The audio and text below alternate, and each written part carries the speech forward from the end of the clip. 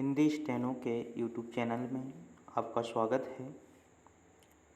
इसमें जो क्वेश्चन है वो आपकी शॉर्ट हैंड की थ्योरी है। थ्योरी से संबंधित जितने भी क्वेश्चन हैं वो एक एक करके 17-18 पार्ट देंगे आपको।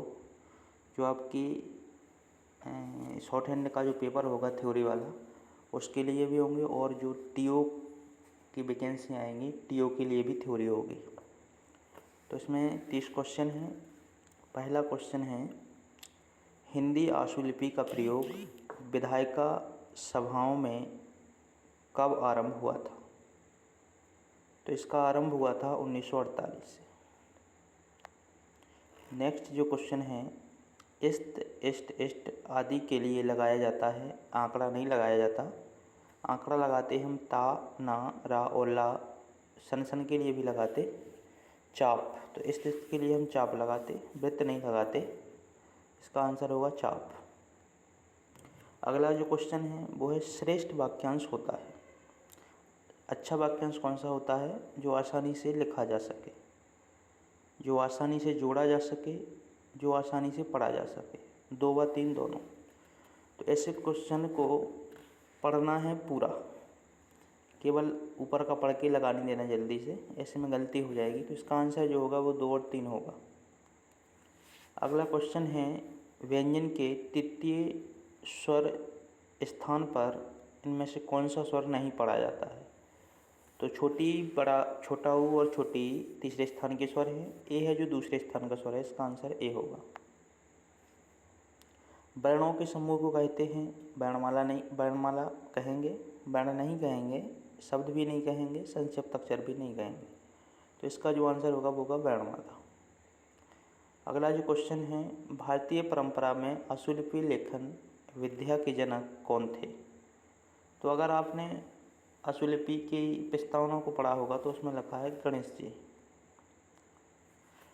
पूर्ण विराम के लिए शब्द चिन्ह है। तो पूर्ण विराम लगाते हैं हम शॉर्ट हैंड में, तो उसको हम क्रॉस से लगाते, वृत्त से नहीं लगाते, हुक से नहीं बनाते, बिंदु से भी नहीं बनाते। अगला क्वेश्चन है, द्विध्वनिक स्वर कितने प्रकार के होते हैं? द्विध्वनिक स्वर 2 प्रकार के होते हैं, एक दायां वाला, एक बायां वाला। द्वितीय स्थान का स्वर समतल रेखा पर कहाँ दर्शाया जाता है? तो जो सीधी रेखा बनती है उस रेखा के कहाँ पर बनाते हैं द्वितीय स्थान का स्वर? उसको बनाते हैं रेखा से ऊपर। अगला जो क्वेश्चन है, दुगुनीकरण करने पर पढ़ा जाता है। दुगुनीकरण करने पर वर तो नहीं पढ़ा जाता, तर और धर दोनों पढ़े जाते हैं। तो इसका आंसर 2 व 3 दोनों होगा। अगला क्वेश्चन है, दिशाओं के आधार पर कितने प्रकार के रेखाक्षर होते हैं? दिशाओं के आधार पर 3 प्रकार के रेखाक्षर होते हैं, अग्रगामी, अधोगामी और ऊर्ध्वगामी। दीर्घ स्वर औ स्वर को आशुलिपि में किसके द्वारा प्रकट किया जाता है? तो जो औ बनाते हैं हम आशुलिपि में उसको बनाते हैं गहरे डैश से।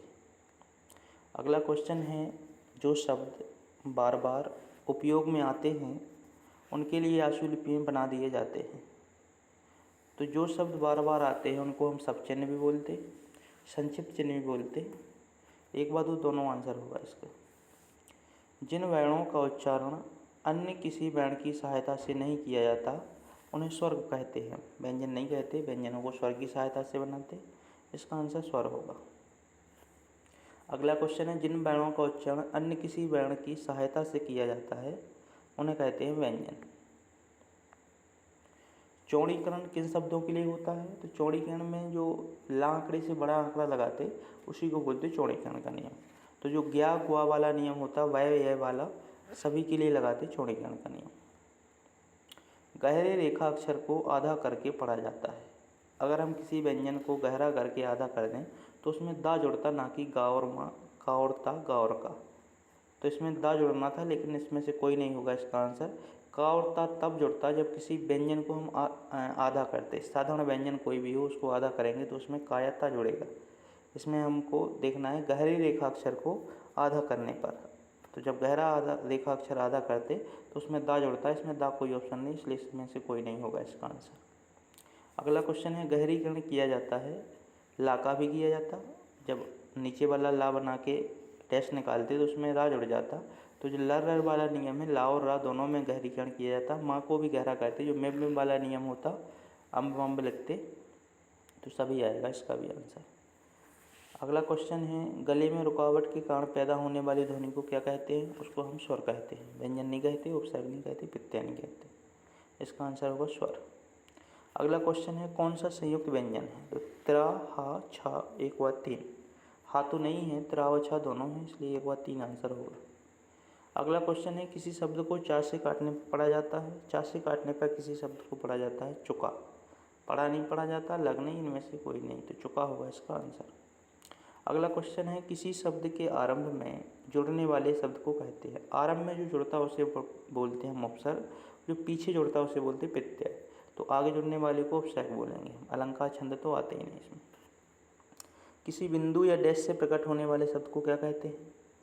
किसी बिंदु या डैश से प्रकट होने वाले शब्दों को कहते हैं हम स्वर।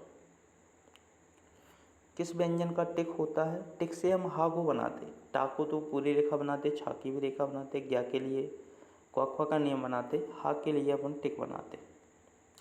इनमें से गहरा रेखा अक्षर है डा, डा को गहरा बनाते, गा भी गहरा बनता, धा भी गहरा बनता। इसका आंसर होगा सभी।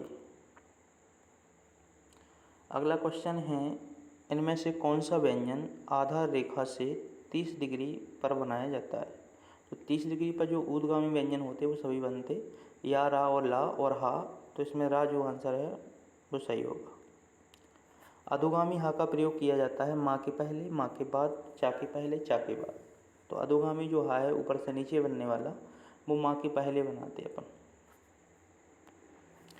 अगला नियम है, स्वा के वृत्त को बीच में लिखने से पढ़ा जाता है। जब स्वा के जितना बड़ा वाला वृत्त हम बीच में बनाते तो उसे हा पढ़ते।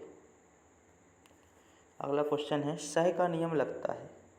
सह का नियम प्रारंभ में, अंत में, बीच में, इनमें से कोई नहीं। तो सह का नियम लगता है प्रारंभ में। तो अगला क्वेश्चन है, सा व्यंजन को अनुकूल बनाकर किस व्यंजन का लोप किया जाता है? सा व्यंजन को अनुकूल बनाकर किस व्यंजन का लोप किया जाता है? तो सा को अपन कभी कभी जा पढ़ लेते हैं। ता, रा और ला का तो लोप नहीं किया जा सकता, लेकिन हम जब सा वृत्त बनाते तो उसको हम जा पढ़ लेते हैं। इसका आंसर जा होना चाहिए। सा व्यंजन को अनुकूल बनाकर किस व्यंजन का लोप किया जाता है? अच्छा जी, गलत बता दिया मैंने आपको। सा व्यंजन को अनुकूल बनाकर किस व्यंजन का लोप किया जाता है? तो रा व्यंजन का लोप होता। इसमें जो सा स्वर ला का विशेष नियम है वो वाला लगेगा। जब हम सा वृत्त को रा आंकड़े की तरफ से लगाते तो उसमें रा का लोप हो जाता। तो इसका सही आंसर रा होगा। तो 30 क्वेश्चन थे। अगला जो पार्ट होगा उसमें हम 30 क्वेश्चन और लाएंगे।